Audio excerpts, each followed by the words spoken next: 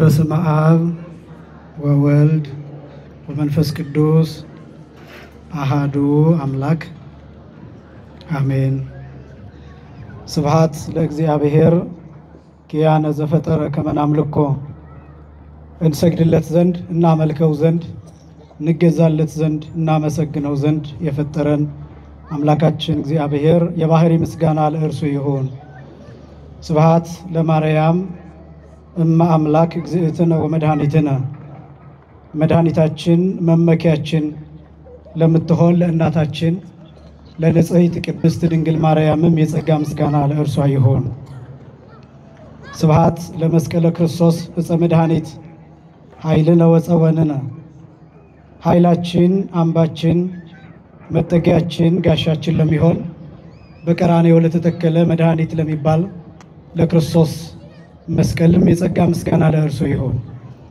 ክቡር አባታችን መልአከ ፀሐይ መምህር ቀሲስ በቀለ ተሰማ የካቴድራላችን ዋና አስተዳዳሪ፣ ክቡራን የካቴድራላችን አገልጋዮች፣ መምህራነ ወንጌል፣ ሰባክያነ ወንጌል፣ ያሬዳውያን ሊቃውንተ ቤተ ክርስቲያን፣ አባቶች መነኮሳትና ቀሳውስት፣ ክቡራን ወንድሞች ዲያቆናት፣ ክቡራን ዘማሪያን፣ ክቡራን የካቴድራላችን ሰንበት ትምህርት ቤት መዘምራን፣ ክቡራን የእግዚአብሔር ልጆች፣ አባቶች፣ እናቶች፣ ወንድሞችና እህቶች እንዲሁም ሕፃናት ሁላችሁም በኃያሉ በልዑል እግዚአብሔር ስም እንደምን ዋላችሁ?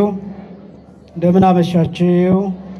አምላካችን እግዚአብሔር ለዚህ ዕለትና ለዚህ ሰዓት አድርሶ በዚህ ቅዱስና ልዩ ስፍራ ተገኝተን ቅዱስና ሕያው ዘላለማዊ የሆነውን ቃሉን እየሰማን እንድንባረክ ስለፈቀደልን ስሙ ለዘላለም የከበረና የተመሰገነ ይሁን። የሊቃውንት አምላክ የምስጢር ባለቤት የቅዱሳን ፈጣሪ አባቶቻችን አምላክ እግዚአብሔር በመካከላችን ተገኝቶ ምስጢርንና ጥበብን እንዲገልጥልን የእርሱ ቅዱስ ፈቃድ ይሆንልን።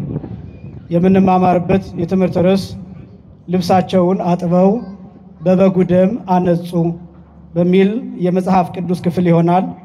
ኃይለ ቃሉ የሚገኘው ራእየ ዮሐንስ ምዕራፍ 7 ቁጥር 14 ላይ የሚገኝ ኃይለ ቃል ነው። በዚህ ርዕስ ማስተማር የወደድኩበት ምክንያት ዛሬ ዕለቱ አርብ ስለሆነ ነገረ ክርስቶስ በስፋት የሚታሰብበት የሚነገርበት በመሆኑ እሱን ሳንረሳ እንዲሆን ነው። ሁለተኛ አሁን ያለንበት ወቅት እንደሚታወቀው ዘመነ ጽጌ ነው። የፊታችን እሁድ ሊቃውንቱ ሲያመሰግኑ ከሚያድሩበት የማህሌት ክፍል አንዱ ይህንን የተመለከተ ነው። ከማህሌተ ጽጌ ያው በዚህም አጋጣሚ ማህሌት የምትቆሙ ማህሌት የምታድሩ አብራችሁ ከሊቃውንቱ ጋር ስታመሰግኑ ሊቃውንቱ የሚያመሰግኑበት የምስጋና ክፍል ከመጽሐፍ ቅዱስ ጋር የተካከለና የመጽሐፍ ቅዱስ ክፍል እንደሆነም እንድታስቡም ጭምር ነው። ዘኒ ስብሐተ ወዘኒ ማህሌተ ወይም ዘንተ ስብሐተ ወዘንተ ማህሌተ ተአምርኪ ጸገየ ወፈረየ ሊተ እንዘ ከመ እሰብህ ዳግመ እንዘ እጸውር ጸበርተ ምስለ እለ ሐጸቡ አልባሲሆሙ በደመ በግዑ ድርገተ ውስተ ባሕረ ማኀው ድንግል ክፍልኒ ቁመተ ይላል።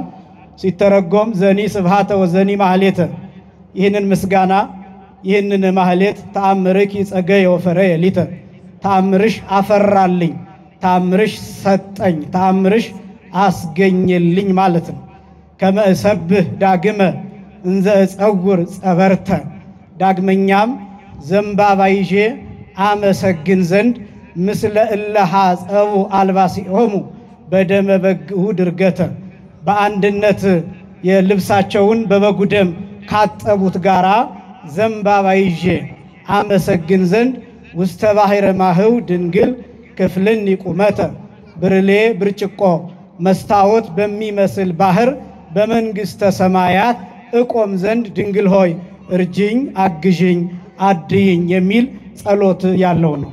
ይህም ደግሞ በራእየ ዮሐንስ ምዕራፍ 7 ቁጥር 14 ላይ ልብሳቸውን አጥበው በበጉ ደም አነጹ ተብለው የተገለጡ ናቸውና ስለዚህ አገልግሎታችን ወንጌል እንደሆነ መጽሐፍ ቅዱስ እንደሆነ በዚህም አጋጣሚ እንድታስቡ ለማድረግ በዚህ ርዕስ ለማስተማር ወድጃለሁ። ሶስተኛም ቅድም ወንድማችን ዘማሪ ዲያቆን ዮሴፍ በዝማሬ ሲያመሰግን እንደነበረው በንጹህ ደሙ ያዳነን እያለ ሲያመሰግን ነበር። በንጹህ ደሙ እንዴት እንደዳንንና ንጹህ ደሙ ለኛ ምን እንደሚሰራ በዚህ ኃይለ ቃል እንመለከታለን። አምላካችን እግዚአብሔር ለሁላችንም ምስጢርንና ጥበብን እንዲገልጥልን የእርሱ ቅዱስ ፈቃድ ይሆንልን። ልብሳቸውን በሉ ሁላችሁም ልብሳቸውን አጥበው በበጉ ደም አነጹ። ራእየ ዮሐንስ ምዕራፍ 7 ቁጥር 14 ላይ የሚገኝ ቃል ነው። አስቀድሜ ስለ ራእየ ዮሐንስ ትንሽ ነገር ላቅርብ እንዲገባን። ራእየ ዮሐንስ በብዙ ክፍሎች በብዙ ስሞች የሚታወቅ መጽሐፍ ነው።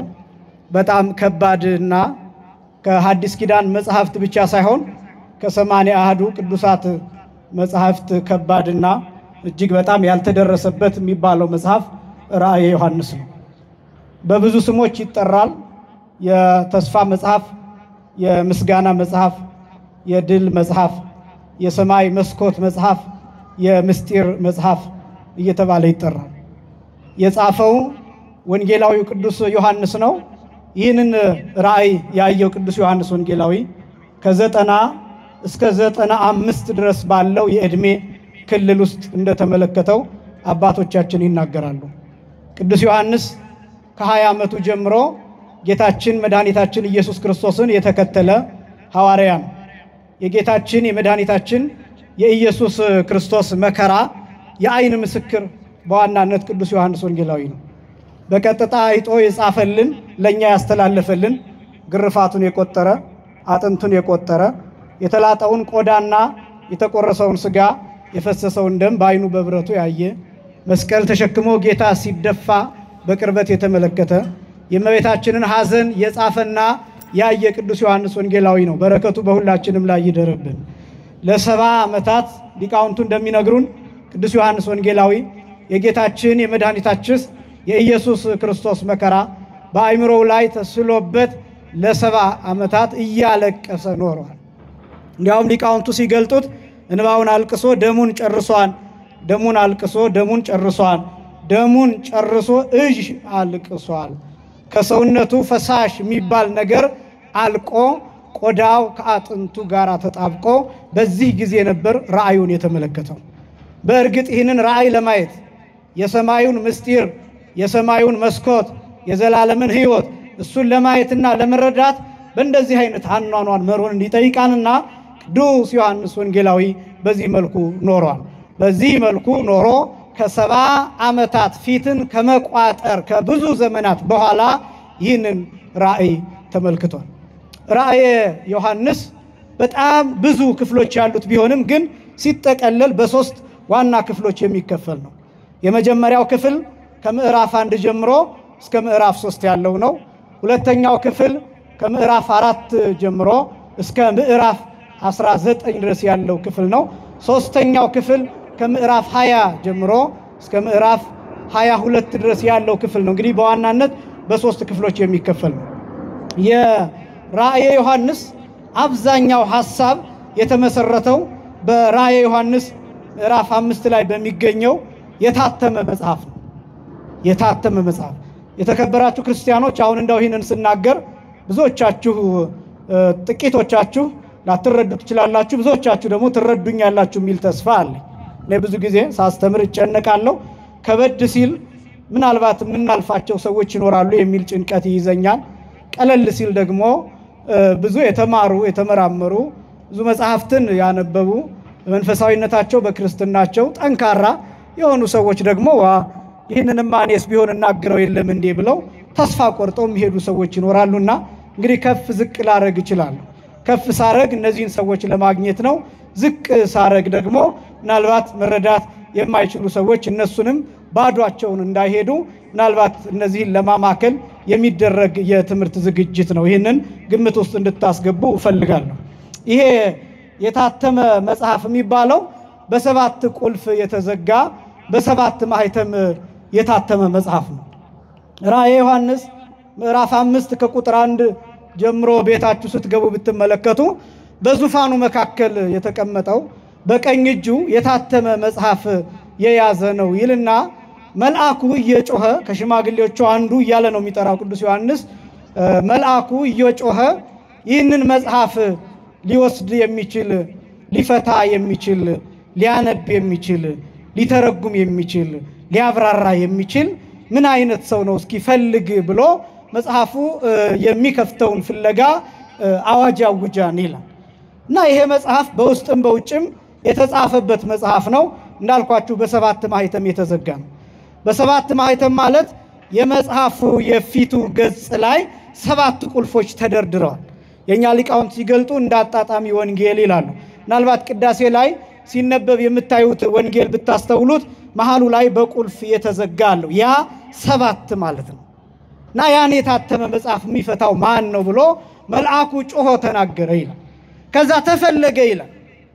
ይሄን መጽሐፍ የሚፈታ ተፈለገ። በ7 ቁልፍ የተዘጋውን በውስጥም በውጭም የተጻፈበትን መጽሐፍ በዙፋኑ የተቀመጠው በቀኝ እጁ የያዘውን መጽሐፍ ያን መጽሐፍ የሚፈታ በሰማይም በምድርም ከምድርም በታች ተፈለገ ይላል። አልተገኘም ይላል። አልተገኘም ይላል እና ያን ጊዜ የሚያሳዝነኝ ቅዱስ ዮሐንስ ወንጌላዊ ያው በራእይ ነው አለቀስኩኝ ይላል። በሰማይም በምድርም ከምድርም በታች ይህን መጽሐፍ ሊነካ የሚችል ሊዳስስ የሚችል ሊፈታ የሚችል ሊያነብ የሚችል ሊተረጉም የሚችል ሊያብራራ የሚችል ሲታጣ አለቀስኩኝ ይላል። ዮሐንስ ወንጌላዊ በራእዩ መረዳት ውስጥ ይሄ መጽሐፍ ትልቅ ጉዳይ እንደያዘ ያውቃል። ይሄ መጽሐፍ ምን አይነት ቁልፍ ነገሮችን እንደያዘ ቅዱስ ዮሐንስ ወንጌላዊ ያውቃል።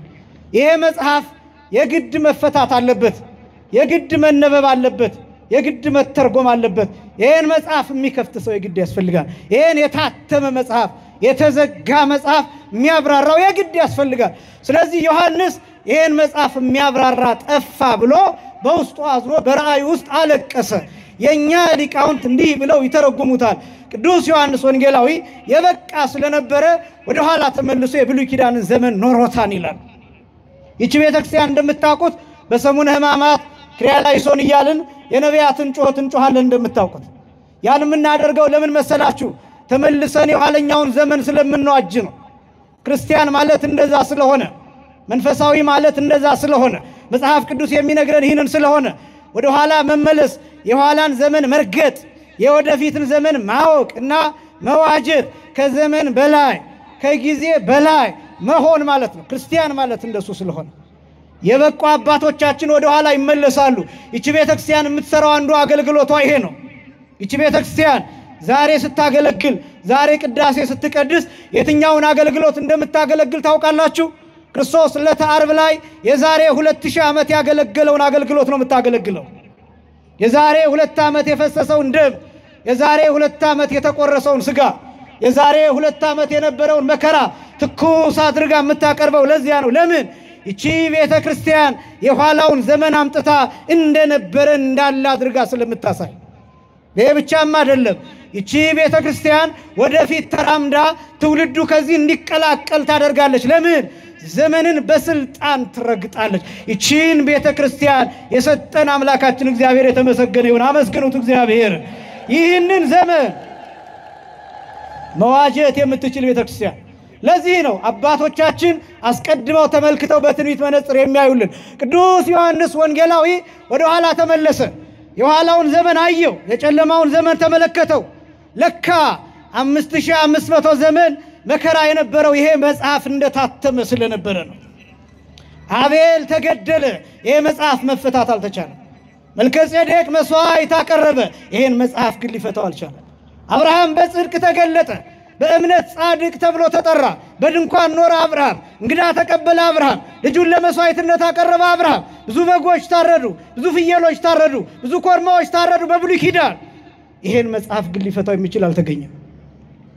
ይሄን የታተመ መጽሐፍ፣ ይሄን በ7 ቁልፍ የተዘጋ መጽሐፍ፣ በውስጥም በውጭም የተጻፈበት መጽሐፍ፣ በዙፋኑ ባለው በቀኝ እጁ የተያዘ መጽሐፍ ምን እንደያዘ ምን እንዳለው በውስጡ ምን እንደሚል ማንም ያላነበበው መጽሐፍ፣ ይሄን መጽሐፍ ሊፈታ የቻለ ማንም የለም። ሊቃነ ካህናት ተተካኩ። ከአሮን ቀጥሎ ልጆቹ፣ ከዛ ልጆቹ እያለ በሌዊ ነገድ እየተመራ በግ የማፍሰሱ የማረዱ መስዋዕት ቀጠለ፣ ስርዓት ቀጠለ። ግን ይሄን መጽሐፍ ሊፈታ የቻለ ማንም የለም። ኤልያስ በዮርዳኖስ ተመላለሰ፣ ኤልሳ በዮርዳኖስ ተመላለሰ። ልክ ነው፣ ባህር ከፈሉ። ልክ ነው፣ ሙሴ ወደ ተራራ ወጣ። 7ቱን የእሳት መጋረጃ ተመለከተ፣ 6ቱን ገለጠ፣ 7ኛውን ግን አልነካም። ሙሴ 40 ቀን ከእግዚአብሔር ጋር ቆየ። ግን ሙሴ ይሄን መጽሐፍ መፍታት አልቻለም። ወደ ሲና ተራራ ተጠራ ሙሴ። ጫማህን አውልቅ ተባለ። በቁጥቋጦ ውስጥ የሚነደውን እሳትና ነበልባል ተመለከተ። ተራራው ሲቃጠል አየ። ግን ይሄን መጽሐፍ መፍታት አልቻለም። ይሄን መጽሐፍ መፍታት የሚችለው ሌላ ነው። ይሄን መፍታት የሚችለው የሚታረድ ነው። ይሄን መጽሐፍ መፍታት የሚችለው አምላክ የሆነ ብቻ ነው። ይሄን መጽሐፍ መፍታት የሚችለው ብቁ የሆነ ነውር፣ በደል፣ ኃጢአት፣ እንከን፣ ጥፋትና መርገም የሌለበት ብቻ ነው ይሄን መጽሐፍ መፍታት የሚችለው።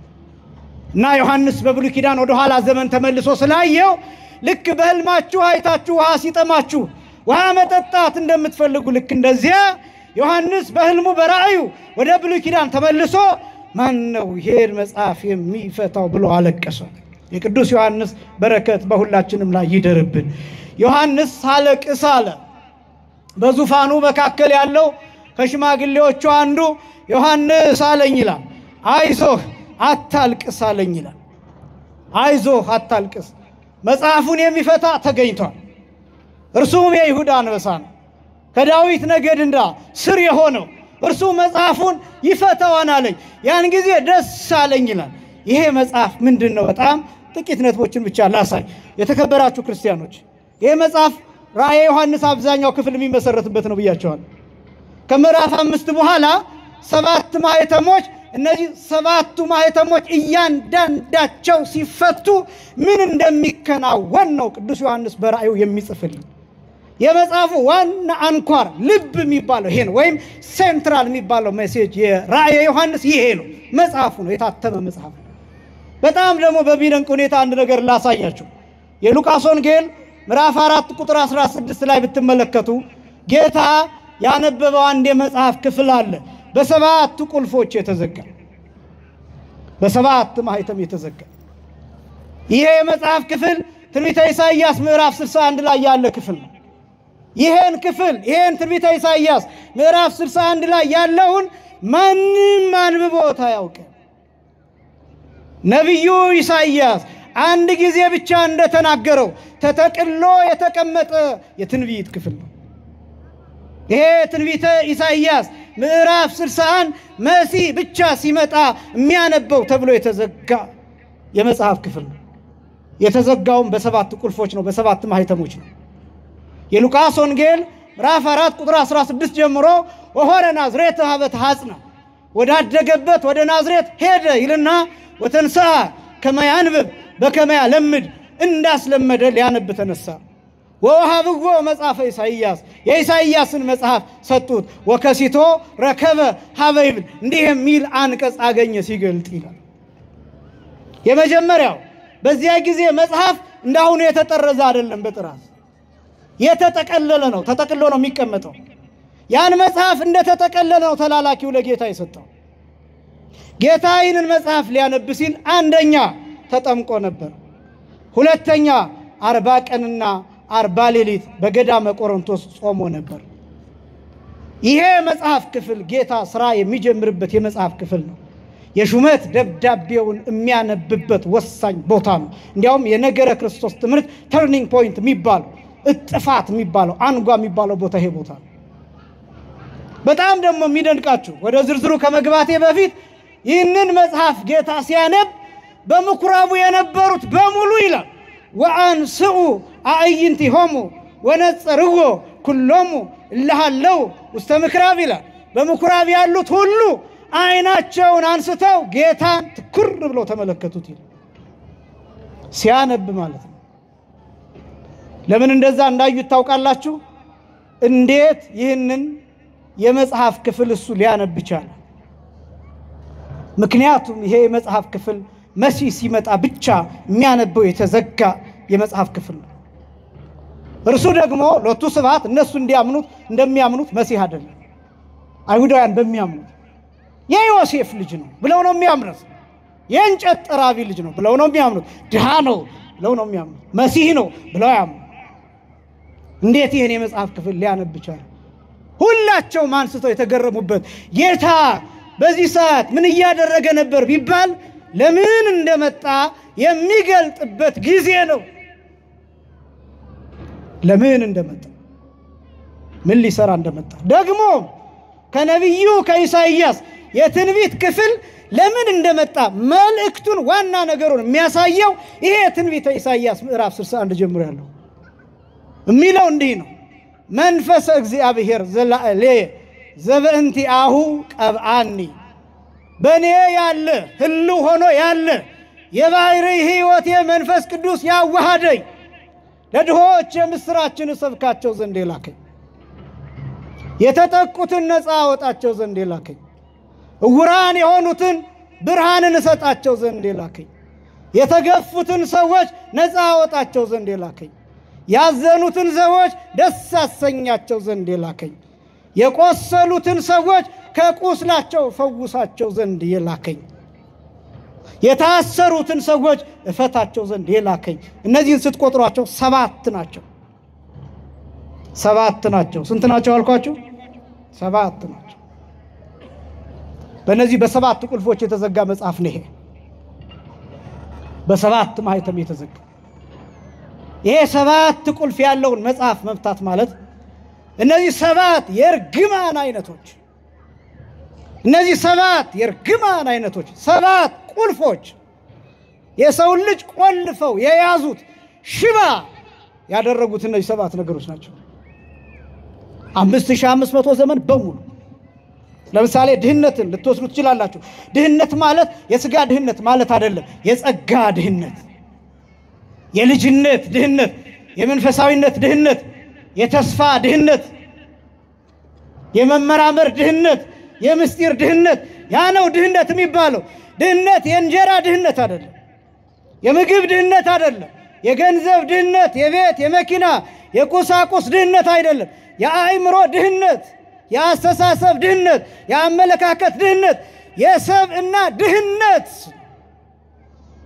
በብሉይ ኪዳን ይሰቃዩ የነበረው ያ ክርስቶስ ከዚህ ነፃ ሊያወጣ ነው የመጣው። ደግሞም ክርስቶስ እንደመጣ የመጀመሪያው ያደረገው ከድሆች ጋር መሆን ነው። ለምሳሌ ወደ አደገበት ወደ ናዝሬት ሄደ የሚለው የመጽሐፍ ክፍል ናዝሬት የሚለውን ሲተረጉሙ የኛ ሊቃውን ድሃ ማለት ነው። ናዝሬት ማለት ክፍልት፣ ፍልት፣ ህስርት ማለት ነው ብለው ይተረጉሙታል። የተለየች፣ የተጎሳቆለች፣ የተዋረደች ከተማ፣ ሶስተኛ የማህበረሰብ መደብ የሚኖርባት ማለት ነው። የመጀመሪያው የማህበረሰብ መደብ የሚባለው የመኳንንት መደብ ነው፣ የነገስታት መደብ ነው፣ የገዢዎች መደብ ነው።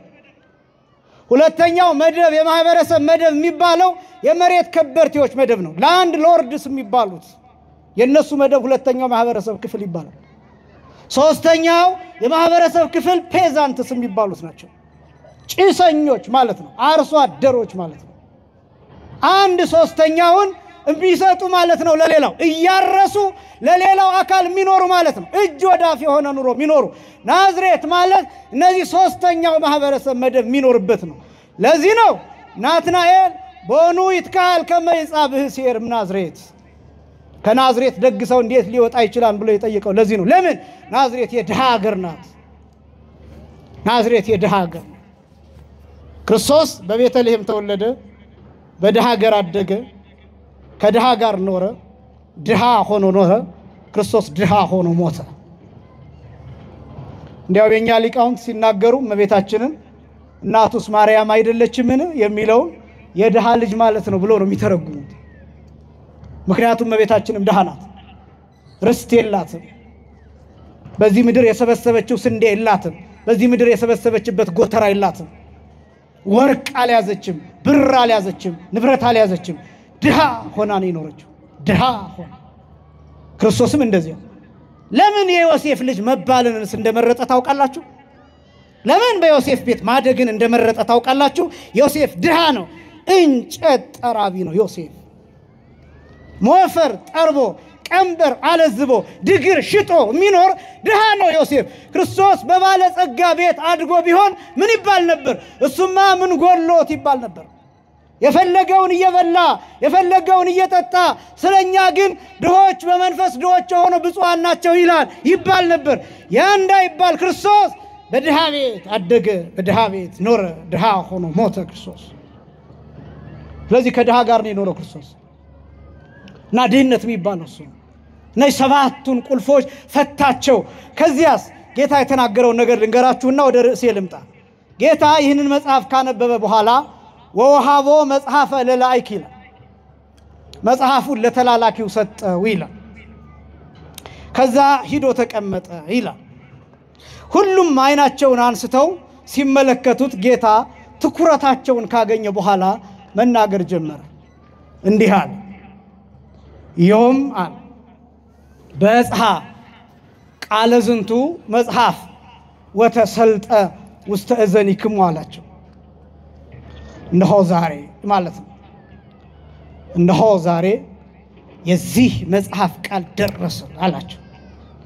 ያ የተጠቀለለው ያ የታተመው ያ በሰባት ቁልፍ የተዘጋው መጽሐፍ ዛሬ በጆሮአችሁ ተፈጸመ፣ እነሆ አሁን ጆሮአችሁ ውስጥ አለቀ ብሎ ጌታችን መድኃኒታችን ኢየሱስ ክርስቶስ ተናገረ። ወአንከሩ ሞገሰ ቃሉ ወሳይሰ አፉሁ ይላል። የቃሉን መከናወን የአንደበቱን መከናወን አይተው አደነቁ ይልና ግን ይሄ ዮሴፍ ልጅ አይደለምን አሉና በቅናት ተነሳስተው ጌታን ወደ ገደል ሊሰዱት ይዘውት ሄዱ ይላል። የሉቃስ ወንጌል ምዕራፍ 4 ቁጥር 29 ላይ ተመልከቱት። በሞቴ ቤታችሁ ስትገቡ ይዩትማ። የሉቃስ ወንጌል ምዕራፍ 4 ቁጥር 29 እኔ በጣም እጅግ በጣም ማዝንበት የመጽሐፍ ቅዱስ ክፍል ነው። እና ምንድነው ያደረጉት መሰላችሁ? አገራቸው ይላል ወንጌሉ ሲናገር ናዝሬት አገራቸው ከፍ ያለ ቦታ ላይ የተሰራች ናት፣ ዙሪያዋን ገደል ናት ይላል መጽሐፉ እንደሚነግረን። እና ጌታችንን ምን እያረጉ ነው የወሰዱት? ቀስ አድርገው እያዋሩ እያታለሉ ሲዘውት ሄደው ገደሉ አፋፍ ሲደርሱ ገፋ አድርጎ ገደል ለመስደድ። አንዳንድ ጊዜ እንዲህ አይነት ትውልድ አለ፣ የሚጠቅመውን ነገር ገደል የሚሰድ፣ የሚጠቅመውን ነገር የማይጠቀም፣ የሚጠቅመውን ነገር ከቆሻሻ ጋር የሚጥል። ልክ እንደዚህ ትውልድ ማለት ነው። እንደዚህ ትውልድ እያለን ስንናገር እናንተን ለማለት አይደለም። ግን በዚህ ትውልድ የሚጠቅሙ ነገሮችን አይታችሁ ከሆነ ይገፋሉ። ሽማግሎች ይገፋሉ፣ አባቶች ይገፋሉ፣ አባትነት ይገፋል፣ ሰውነት ይገፋል፣ መልካምነት ይገፋል፣ በጎነት ይገፋል፣ ደግነት ይገፋል፣ ገደል ይገባል። በጣም ብዙ ነገሮቻችንን ገደል ከተናቸው። በጣም ብዙ ጨዋነታችንን፣ ብዙ ባህላችንን፣ ብዙ መንፈሳዊ ሴታችንን ገደል ከተናል። መፈራራት የሌለበት ምክንያት፣ መከባበር የሌለበት ምክንያት፣ መተማመን የታጣበት ምክንያት ብዙ ነገሮቻችን እንደ ኢትዮጵያዊ ናቸው የሚባሉ ሀገር በቀል የሆኑ የራሳችን የነበሩትን ነገሮች እነሱን ገደል ሰደናቸው፣ ገደል ከተናቸው ከቆሻሻ ጋር ጠቅልለን። እና በዚህ ምክንያት ብዙ ነገሮቻችን መጥፎ እየሆኑ የመጡበት ምክንያት ይሄ ነው።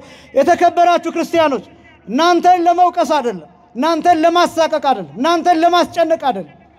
ግን በእርግጠኝነት በዚህ ዘመን ራሱ ክርስቶስ ቢገለጥ እኛ ሰቅለን እንገለዋለን። በእርግጠኝነት መናገር የምችል የፈሪሳዊነትን ጠባይ አሟልተናል፣ የአይሁዳውያንን ጠባይ አሟልተናል፣ የእነሱን ታሪክ ይዘናል፣ የእነሱን ስነ ልቡና ይዘናል። ለዚህ ነው በጣም ጥሩ ነገሮች ተመልካች የላቸው፣ በጣም መጥፎ ነገሮች ብዙ ተመልካች አላቸው። ዘፋኝ ይከበራል፣ ዘማሪ አይከበርም። ለሀገር ውለታ የሰራው ሰው ቀርቦ አይደመጥም። ፖድካስት ላይ እሱ አይደመጥም። ፖድካስት ላይ የሚደመጠው የሆነ ኢንተርቪው ላይ የሆነ ንግግር ላይ የሚደመጠው ሰውየው በሾርት ከት እንዴት ሀብታም እንደሆነ ነው። እሱ ነው ትኩረት የሚስበው። ለሀገር ዋጋ የከፈለ አጥንት የከሰከሰ ደም ያፈሰሰ በውትድርና ሜዳ በጦር ሜዳ ጀግንነት የሰራ ጀብድ የሰራ እሱ አይሰማም፣ እሱ አይደመጥም። ሀገር ያቀና ሀገር ያቆየ እሱ አይደመጥም፣ እሱ አይረዳም። በጣም ብዙ ነገሮቻችንን የምናጣው ለዚህ ነው። ገደል የሰደድን ትልልቅ ሰዎችን በአጠገባችን ያሉ የሚሰሩ መልካም ነገሮችን ለነሱ ዕውቅና ባለመስጠት ጆሮ ዳባ ልበስ ብለን በማለፍ የሰዎችን ሞራል በመስበር እንዳይሰሩ አድርገን በቀላሉ የሚሰሩትን ሰዎች እነሱን እያነገስን ነገስታቱን እየሻረን የምንኖር በጣም ምስኪኖች ነን። አይሁዳውያን እንደዚህ ሆነው ከክርስቶስ ጋር ተላለፉ። የመጀመሪያው ትልልፍ የሚባለው ይሄ ነው። በነገራችን ላይ የመጀመሪያው ትልልፍ የመጨረሻው ትልልፍ መስቀል ላይ የሆነ ነው።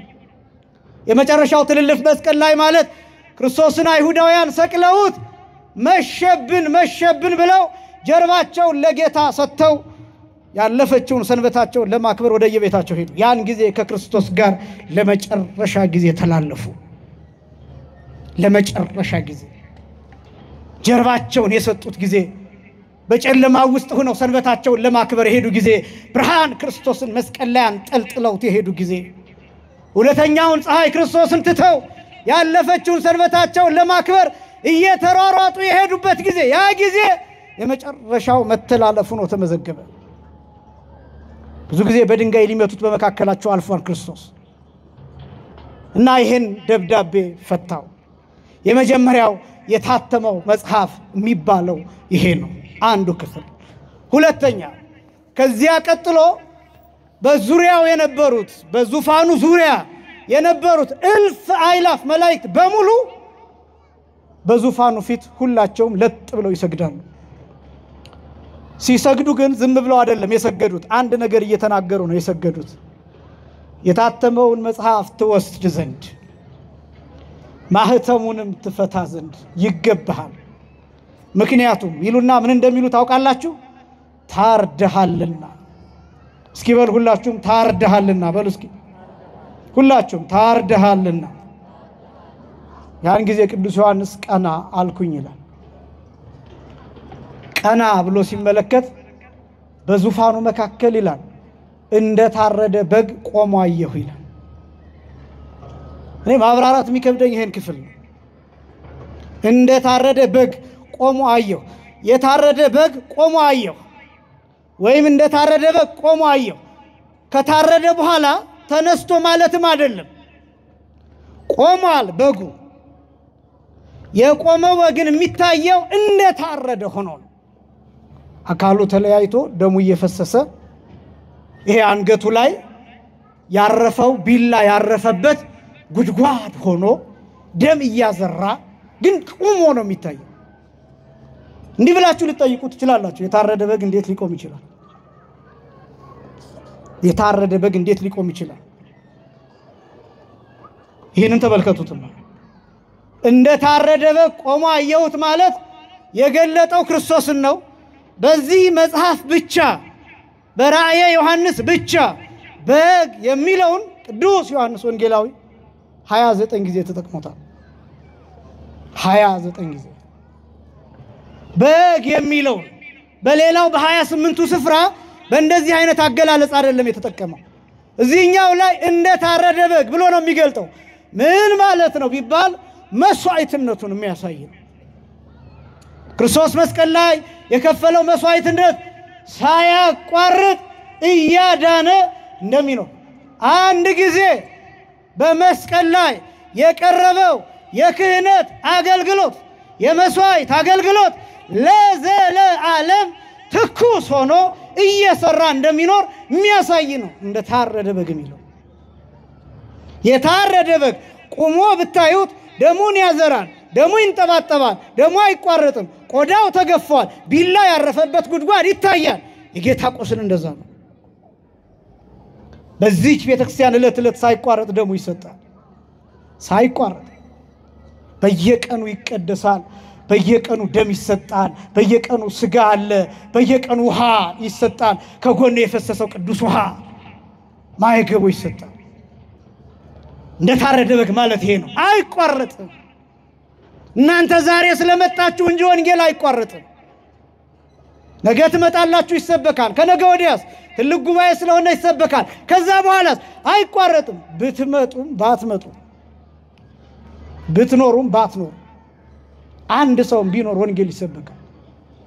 ያ ምን ማለት እንደሆነ ታውቃላችሁ? ያ የታረደው በግ በዙፋኑ የቆመው ደሙ እየተንጠባጠበ አካሉ ተከፋፍሎ የሚታየው በግ አንድ ጊዜ በቀራንዮ የከፈለው ዋጋ ለዘላለም ሳይቋረጥ ዋጋ እያሰጠ ስለሚኖር ነው። ክብርና ምስጋና ለአምላካችን ይሁን። አመስግኑት እግዚአብሔር። እንደ ታረደ በግ ቆሞ አየ። ይሄን የታተመውን መጽሐፍ ለመክፈት መታረድ ይፈልጋል።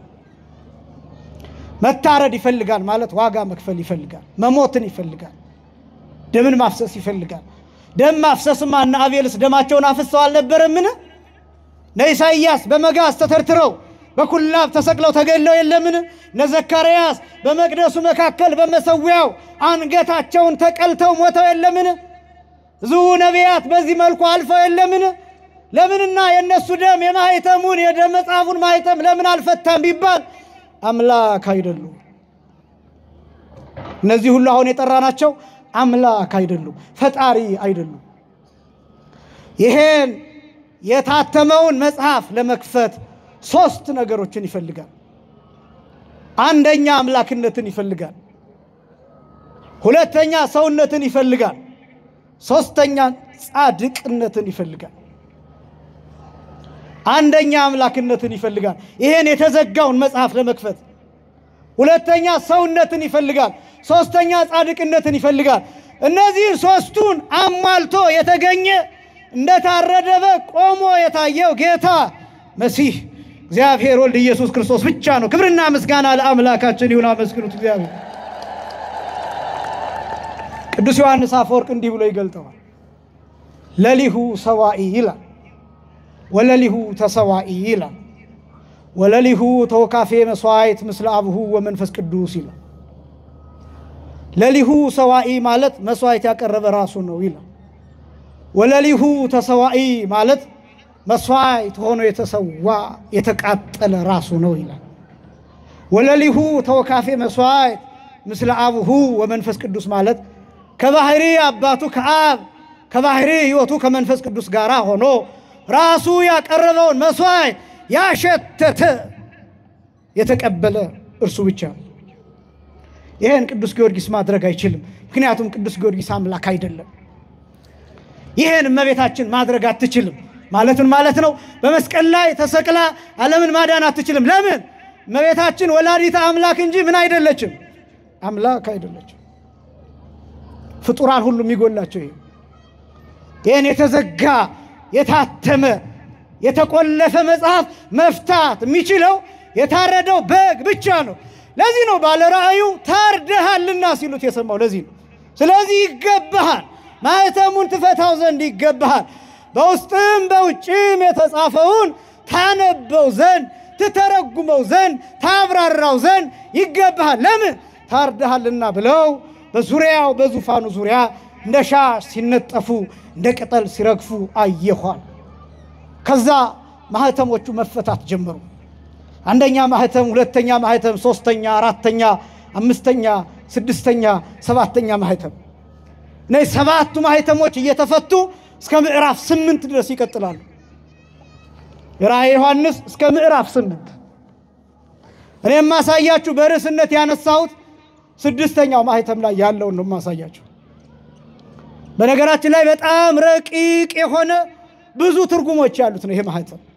እኔ አሁን በተናገርኩት ራእየ ዮሐንስ ይገባችኋል ማለት አይደለም። ደጋግማችሁ ግን መስማት አለባችሁ፣ ማወቅም አለባችሁ፣ ከፍ ማለትም አለባችሁ።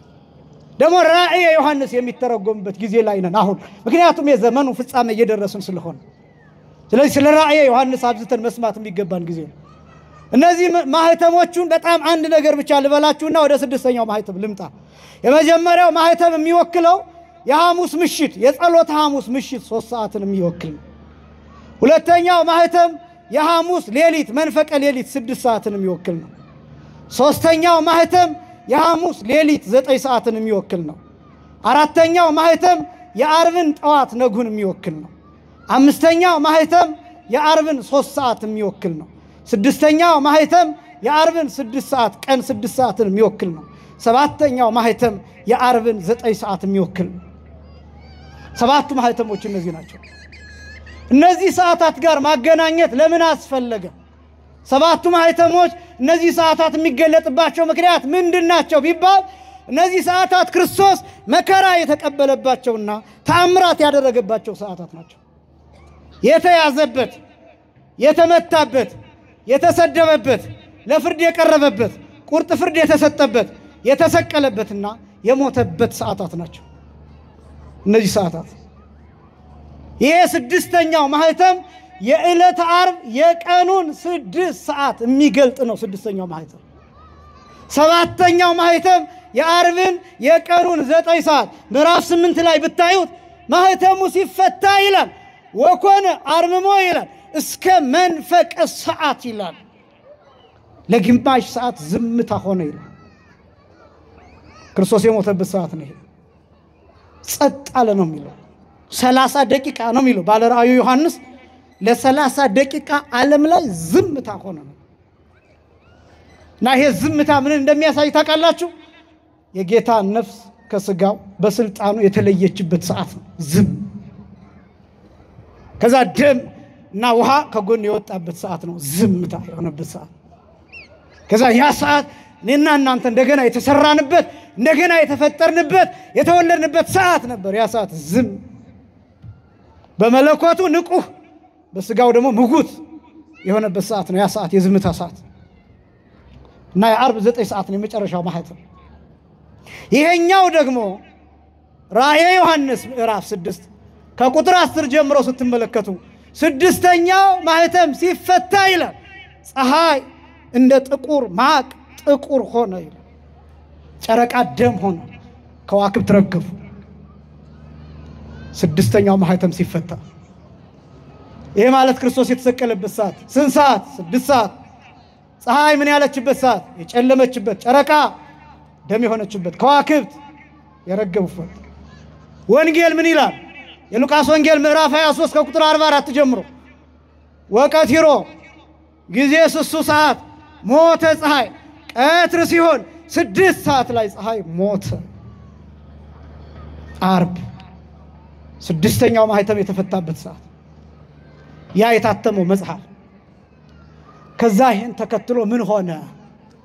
ምን ተከናወነ? 6ኛው ማህተም ላይ ራእየ ዮሐንስ ምዕራፍ 7 ከቁጥር 10 ጀምሮ ስትመለከቱ እንዲህ የሚል ቃል እናገኛለን። ብዙ ነጭ የለበሱ ያያል ቅዱስ ዮሐንስ በራእዩ 6ኛው ማህተም ሲፈታ ያየው ማለት ነው። እና ብዙ ነጭ የለበሱ ከወገን ከነገድ ከሕዝብ ከአሕዛብ ከብሔር ከቋንቋ የተዋጁ ዘንባባ የያዙ በበጉ ፊት ማዳን ነው እያሉ የሚያመሰግኑ በጣም ብዙ ቁጥራቸው የማይታወቁ ነጭ የለበሱ ሰዎችን ቅዱስ ዮሐንስ በራእዩ ይመለከታል። 6ኛው ማህተም ሲፈታ ፀሐይ ከጨለመ በኋላ፣ ጨረቃ ደም ከሆነ በኋላ፣ ከዋክብት ከረገፉ በኋላ፣ እነዚህን ክስተቶች ከተመለከተ በኋላ በሰማይ ይህን ያያል ዮሐንስ። እና ቅዱስ ዮሐንስ ከሽማግሎቹ አንዱ ዮሐንስ ብሎ ጠርቶ እነዚህን ሰዎች ታያቸዋለሁ ያለኝ። አሁን ጌታዬ አያቸዋለሁ አልኩት። እነዚህ ከወዴት የመጡ ይመስልሃል አለኝ ይላል ዮሐንስ።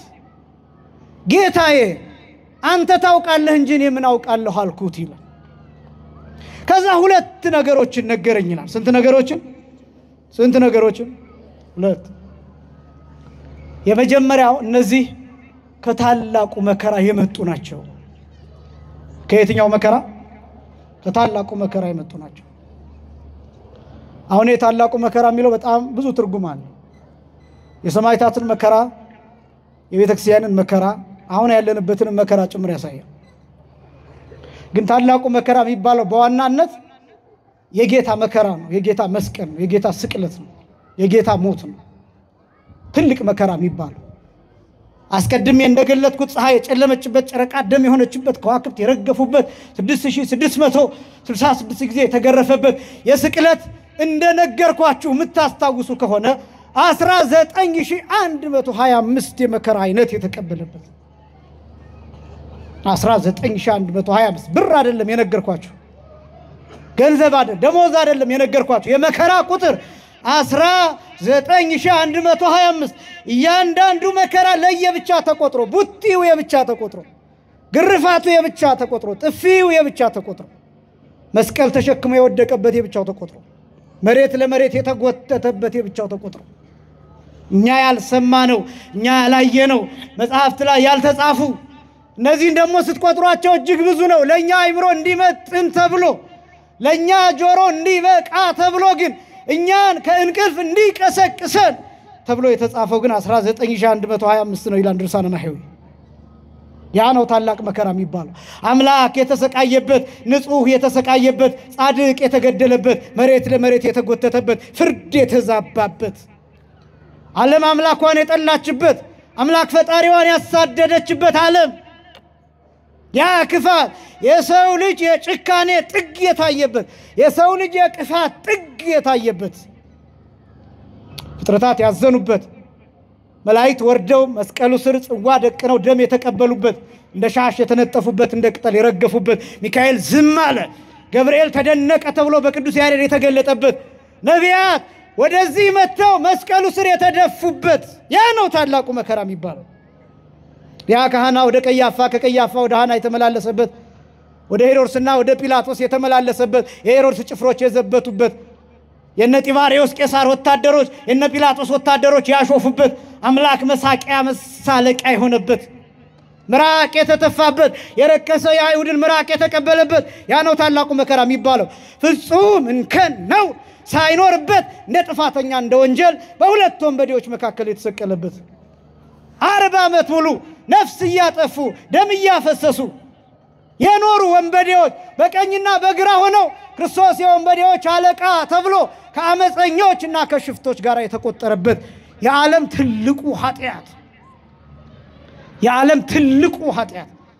የዚህ ዓለም ትልቁ ወንጀል ተወዳዳሪ የማይገኝለት ወንጀል እኔን ብትሰቅሉኝ ብትገርፉኝ ጥቂት ጥፋት ይኖርብኛል ጥቂት ነገር ይኖርብኛል ምናልባት በተከሰስኩበት ንጹህ እንኳን ቢሆን ለኃጢአት ግን አለብኝ ምናልባት ሰዎችን ሁሉ እየዞርን ብናይ እግዚአብሔር የሚያውቀው ጥቂት ኃጢአት ይኖራቸው ይሆናል ክርስቶስ ግን ፍጹም የባህሪ አምላክ ሆኖ ሳለ ዓለም የሰራችው ትልቅ ወንጀል ሁሉንም አይነት ምት ሁሉንም አይነት ስድብ ሁሉንም አይነት ድብደባ ሁሉንም አይነት ማሰቃየት አድርጋ ዓለም የመጨረሻውን ወንጀል የሰራችው በክርስቶስ ላይ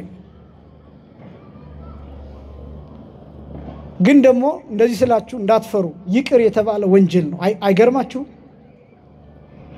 ይቅር የተባለ ወንጀል ነው የሚያደርጉትን አያውቁምና ምን በላቸው እስኪ አመስግኑት እግዚአብሔርን ክብርና ምስጋና ለስሙ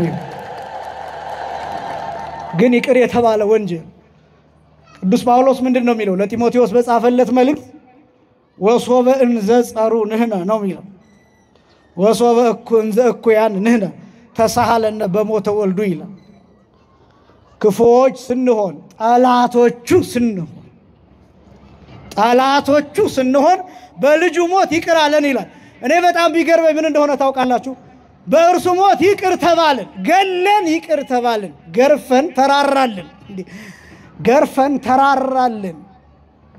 ገርፈን ታዘነልን ወግተን ታዘነልን አቁስለን ሰቅለን አሳደን ደብድበን ቆዳ ገፈን አጥንት ብቻ እስኪታይ ድረስ አድርገን ይሄን ሁሉ ድብደባ አድርሰን የሚያደርጉትን አያውቁምና ምን በላቸው ተባልን ተለመነልን ጭራሽ እንደኛ ያለ ባለ ጤና ማን አለ እንደኛ ያለ እድል ያለው ማን አለ እንደኛ ያለ የተራራለት ማን አለ እንደኛ ያለ የታዘነለት ማን አለ ሰርቀን ይቅር የተባልን በድለን ይቅር የተባልን ገለን ይቅር የተባልን ማን አለ ወገኖች ይሄ መከራ ይገባችኋል ይሄ ቁስል ይገባችኋል ይሄ ግርፋት ይገባችኋል ይሄ ርህራሄስ ይገባችኋል ይሄ ቸርነት ይገባችኋል ይሄ ውለታ ይገባችኋል ይሄ እንኳን አይደለም በጉባኤ መሰብሰብ ይቅርና አያንከራትትም ዓለምን አስትቶ በባዶ እግር አያስኬድም ቡትቶ አያስለብስም ገዳም አያስገባም አያስመንንም ናሙለ ተክለ ሃይማኖት ናቡነ ገብረ መንፈስ ቅዱስ ቅዱስ ጊዮርጊስ እኮ ይሄ መከራ በአይምሯቸው ሆኖ ሰውነታቸውን ያደቀቀው ለዚህ ነው ጦር ተክለው ሳይንቀሳቀሱ ለዓመታት ይጸልዩ የነበረው ለዚህ ነው ቅዱስ ጊዮርጊስ ስጋው በምጣድ እየበሰለ በመንኮራኩር እየተፈጨ ሰውነቱ እየደቀቀ አፈር ትቢያ ሆኖ በሜዳ እየተዘራ እንደገና ተመልሶ ከሞት ተነስቶ ነው ክርስቲያን ነኝ የሚለው ይሄን ፍቅር አውቆት ነው ይሄን ውለታ አውቆት ነው በጣም ብዙዎቻችን ይሄን ለማወቅ ገና ነን ለመስማት ራሱ ገና ነን ነገረ ክርስቶስን ማስተማር ራሱ ከባድ አይደለም ከባድ እኮ ነው ረጅም ሰዓት ነገረ ክርስቶስን ማስተማር ከባድ ነው ብዙ ሰው የሚያስቅ ነገር ይፈልጋል በየመሃሉ ቀልድ ይፈልጋል የራሱን ህይወት በየጓዳው በየጎድጓዳው በየትዳሩ እየገባን እንድንነግረው ይፈልጋል የሽንኩርትና የዘይት ጉዳይ የኑሮውን ውድነት እያነሳ እንድናጽናናው ይፈልጋል ወዳጄ ከጌታ መከራ በላይ መጽናኛ ምን ትፈልጋላችሁ ከመስቀል በላይ መጽናኛ ክርስቶስ ካደረገልን ኃይል ከሰጠን ጸጋ በላይ መጽናኛ ምን ትፈልጋላችሁ አልገባችሁም እንጂ የጌታን መከራ እየነገርን እያሰቃየናችሁ ለጥቂት ደቂቃም ቢሆን ስትሄዱ የጌታን መካብራ ተካፍላችሁ ትሄዳላችሁ። እንደሱ ነው ሕይወታችሁን በክርስቶስ መሰወር የምትፈልጉ ከሆነ። ለዚህ ነው ቅዱስ ጳውሎስ ሲናገር ገላትያ ምዕራፍ 3 ከቁጥር 1 ጀምሮ ኦ አብዳን ሰብአ ገላትያ እናንት ሞኞች ነው የሚለው። እናንት ሞኞች አዚም ያደረገባችሁ ማን ነው? እነሆ ክርስቶስ በዓይናችሁ ፊት እንደተሰቀለ ሆኖ ተስሎ ነበር። ለእውነት እንዳትታዘዙ አዚም ያደረገባችሁ ማን ነው? ብዙ ሰው ከክርስቶስ ትምህርት ወጥቶ ሌላ መስማት የሚፈልገው መጨነቅ ስለማይፈልግ ነው። መጨነቅ ስለማይፈልግ ነው። ምን ነግራችሁ ግን እውነት በስጋ እንድትጨነቁ አይደለም እንድታስቡት ነው። የሚያጽናናው እሱ ነው። ለምን መሰላችሁ? ያሳርፋል፣ ቁስሉ ያሳርፋል። የቁስሉ መዓዛ እንዲሸታችሁ። የጌታን ቁስል ስንናገር እንደ ሌላ ሰው ቁስል የሚሸት የሚከረፋ አይደለም፣ የሚፈውስ ቁስል ነው። የሚሸት መዓዛ፣ የዘላለም ሕይወትን የሚሰጥ መዓዛ የሚፈስበት ቁስል ነው። ፍቅር የሚፈስበት፣ ብርሃን የሚወጣበት፣ የሚጎርፍበት ቁስል ነው። ወዳጆቼ የተወለድንበት ቁስል ነው። እሱ ነው ታላቁ መከራ የሚባለው። ነቢዩ ኢሳይያስ ሲናገር ወበቁስለ ዚአሁ ኀዮነ ይላል። በእርሱ ቁስልኛ ምን አለን? ተፈወስን። እናንተ ብዙ ጊዜ የሰማችሁት ቃል ይሄ ነው። ትክክለኛውን ትርጉም ግን ልንገራችሁ። ወበቁስለ ዚአሁ ኀዮነ ማለት በእርሱ ቁስል ሕይወት አገኘን ማለት ነው። መፈወስ ለጊዜው። ለምን ከእርሱ ቁስል ሕይወት አገኘን እንደተባለ ታውቃላችሁ? ልክ ክርስቶስ ጎኑ ሲወጋ ከጉድጓዱኛ ተወለድን። ከክርስቶስ ሞትኛ ተወለድን። ከጌታ ሞትኛ ሕይወት አገኘን። ሁልጊዜ እላለሁ ከደካማው ነገር ኃይል ይገኛል። ለምሳሌ ብርሃን የጨለማ ልጅ ነው። እነዚህ ፓውዛዎች የደመቁት ጨለማ ስለሆነ ቀን ላይ እነዚህን ፓውዛዎች ብታበሯቸው ትርጉም የላቸው። ትንሣኤ ከሞት ነው የሚወለደው። ትንሣኤ ከመቃብር ነው የሚወለደው። በቃ እንደዛ ነው። ከደካማ ነገር ክርስቶስ ደከመ። ከዚያም አልፎ በስጋ ምን ሆነ? ሞተ። ከሞቱስ ደምና ውሃ ወጣ። ከደምና ከውሃውስ እኛ ተወለድን፣ ሕይወት አገኘ። ከታላቁ መከራ የመጡ ናቸው ማለት ይሄ ነው። ሁለተኛው የመጀመሪያው ከታላቁ መከራ የመጡ ናቸው ካለው በኋላ ሁለተኛ ልብሳቸውን አጥበው በበጉ ደም ያነጹ ናቸው። እስኪ በሉ ልብሳቸውን በሉ አጥበው በበጉ ደም ያነጹ ናቸው። ምናቸውን አጥበው በምኑ ያነጹ ናቸው? በበጉ ደም ያነጹ ናቸው። የመጀመሪያው ማጠብ ይቀድማል፣ ከዛ ቀጥሎ ማንጻት ይቀድማል። ልብሳቸው በበጉ ደም አይደለም የታጠበው፣ የነጻው ነው ልብሳቸው። በደንብ ለይታችሁ ስሙ። የመጀመሪያው ማጠብ ነው። ከዛ ቀጥሎ ደግሞ በበጉ ደም ማንጻት ነው፣ ነጭ ማድረግ ነው። እነዚህ ልብሳቸውን አጥበው በበጉ ደም ነጭ ያደረጉት እነማን ናቸው ሲባል የመጀመሪያው ከሐዋርያት ጀምሮ ያሉ በክርስቶስ ደም የተዋጁ በሰማዕትነት ያለፉ በዓለመ ነፍስ ያሉ ነጭ ልብስ የተሰጣቸው እነዚያ ናቸው። የመጀመሪያው ልብሳቸውን አጥበው በበጉ ደም ያነጹ የተባሉት እነሱ ናቸው። ነው የበጉ ደም እንዴት ነጭ ሊያደርግ ይችላል? አሁን ደም ይህንን ነጭ ካባ ቢነካው ይቆሽሻል እንጂ ነጭ አያረገው፣ ነጭነቱን ያጠፋ። ቀይ ቀለም ውስጥ ብነክረው፣ ደም ውስጥ ብነክረው ይሄ ካባ ቀይ ይሆናል እንጂ ነጭ አይሆን። እንዲያውም ነጭነቱን ያጣል። የበጉ ደም ግን ያነጻል። ለምን እንደሚያነጻ ታውቃላችሁ? የበጉ ደም ደሙ የአምላክ ደም ስለሆነ መለኮት የተዋሃደው ደም ስለሆነ የፍጡር ደም ስላልሆነ የፍጡር ብቻ ስላልሆነ ፈጣሪ ስለሆነ አምላክ ስለሆነ እንደ አቤል አይነት ደም ያ አይደለ፣ እንደነ ኢሳይያስ አይነት ደም ያ አይደለ። የአምላክነት ደም ስለሆነ በዚህ ምክንያት ያነጻል፣ የትኛውንም አይነት ኃጢአት ያጥባል። ስለዚህ እነዚህ ልብሳቸውን አጥበው በበጉ ደም ያነጹ እነማን ናቸው? አራት ነገሮችን በፍጥነት ብቻ እናገራለሁ። አንደኛ ያመኑ ሰዎች ናቸው። ምን ያሉ ሰዎች ናቸው? ያመኑ። ልብሳቸውን አጥበው በበጉ ደም ምን ያሉ ሰዎች? ያነጹ ሰዎች። አንደኛ ያመኑ። ያመኑ ማለትን ማለት ነው። በዮሐንስ ወንጌል ምዕራፍ 6 ቁጥር 69 ላይ እንደተጻፈ ቅዱስ ጴጥሮስ የተናገረው ቃል እኛ ግን አንተ የሕያው እግዚአብሔር ልጅ ክርስቶስ እንደሆንክ አውቀናል አምነናልም። የመጀመሪያው ልብስን ማጠብና በበግ ደም ማንጻት የሚባለው ይሄ ማመን፣ የእግዚአብሔር ልጅ እንደሆነ ክርስቶስን ማመን፣ አምላክ እንደሆነ ማመን፣ ፈጣሪ እንደሆነ ማመን፣ ስለኛ መጥቶ ስጋውን ቆርሶ ደሙን አፍስሶ ስጋውንና ደሙን እንደሰጠን ማመን። የመጀመሪያው እሱ ነው። ማመን ልብስን እንዳጠብክ ያደርጋል። ሁለተኛው ልብሳቸውን አጥበው በበጉ ደም ያነጹ የሚባሉ ልጅነት ያላቸው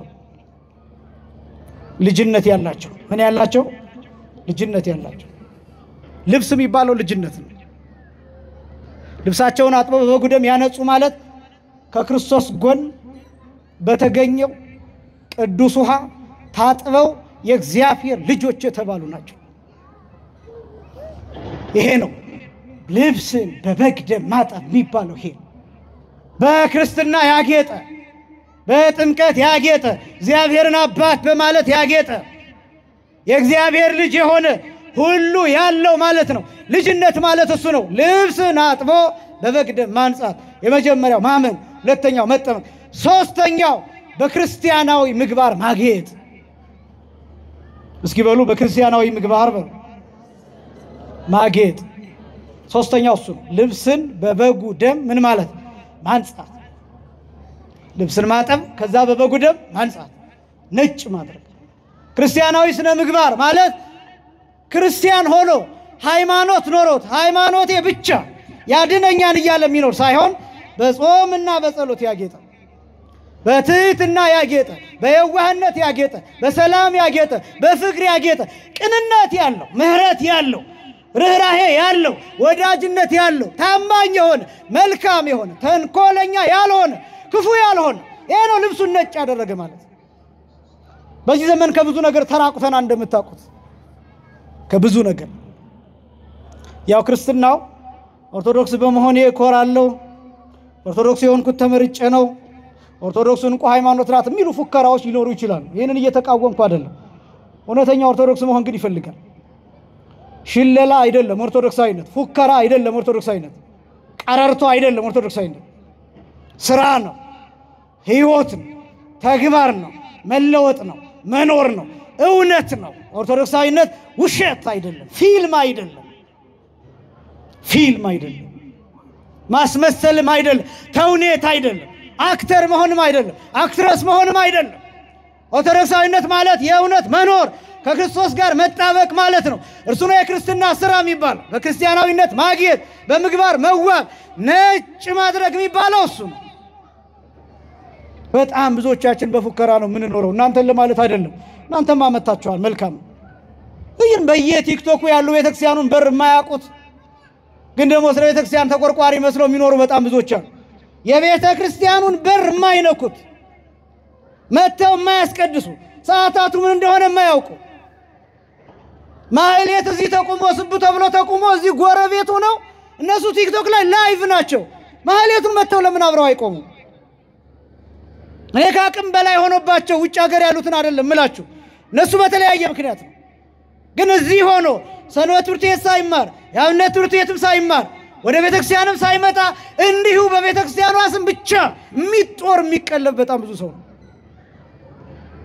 ባካችሁ ቤተክርስቲያኗን እንወቃት ወጣቶች፣ ባካችሁ። ትህትና ይኖረን፣ ዕውቀትም ይኖረን፣ መረዳትም ይኖረን፣ መጽሐፍ ቅዱስንም እናንብብ፣ ቤተክርስቲያኗንም እንወቃት፣ እንረዳት። ፉከራ አይደለም ክርስትና። ኦርቶዶክሳዊነት ሽለላ አይደለም፣ ማጌጥ ነው በምግባር። የመጨረሻው ልብሳቸውን አጥበው በበጉ ደም ያነጹ የተባሉት፣ ከታላቁ መከራ የመጡ የተባሉት የጌታን ስጋና ደም የተቀበሉ ናቸው። የቆረቡ ሰዎች ናቸው፣ ነጭ ልብስ ያላቸው። የተከበራችሁ ክርስቲያኖች፣ ሌሎችን ሁሉ አድርገን ማንኛውንም ነገር አድርገን ስጋውን ደሙን ግን ካልተቀበልን ልብሳችን ቆሽሿል፣ ነጭ ልብስ አልለበስንም። ስለዚህ ምን እንደሚሆን ታውቃላችሁ? መጨረሻ ላይ ወደ ሰርጉ መግባት አትችሉም። ምክንያቱም የሰርጉን ልብስ አልለበሳችሁም ተብለን እንባረራለን። በር ይዘጋብናል፣ ይረፍድብናል። አላውቃችሁም እንባላለን። እናንተ እነማን ናችሁ ተብለን እንጠየቃለን። ይሄ እንዳይሆን በር እንዳይዘጋ እንዳይረፍድብን አላውቃችሁም እንዳንባል ከጌታ ፊት እንዳንመለስ ከበረከት እንዳንለይ ልብሳችንን በበጉ ደም እንጠብ፣ ስጋውን እንብላ፣ ደሙን እንጠጣ፣ እንቁረብ፣ ራሳችንን እናዘጋጅ። ይሄ ነው በዚህ ሳምንት በማህሌተ ጽጌው የሚባለው በሰማይ ዘንባባ ይዘው ከሚያመሰግኑ ነጭ ከሚለብሱት ጋራ አብረን እንድንሆን ድንግል ሆይ በሰማይ መቆምን አድኝ፣ አግዥኝ፣ እርጅኝ እያል የምንማጸነው ምልጃዋን ለዛ ነውና አምላካችን እግዚአብሔር በበጉ ደም ልብሳችንን ነጭ አድርገን ተዘጋጅተን እንድንኖር እርሱ ይርዳን። የቅዱስ ዮሐንስ ወንጌላዊ በረከትና ልብሳቸውን በበጉ ደም አጥበው ነጭ ያደረጉ የቅዱሳን አባቶቻችን የሰማዕታት በረከት ከሁላችን ጋር ይሁን። ያስተማረን የአባቶቻችን አምላክ እግዚአብሔር የተመሰገነ ይሁን። ወስብሐት ለእግዚአብሔር።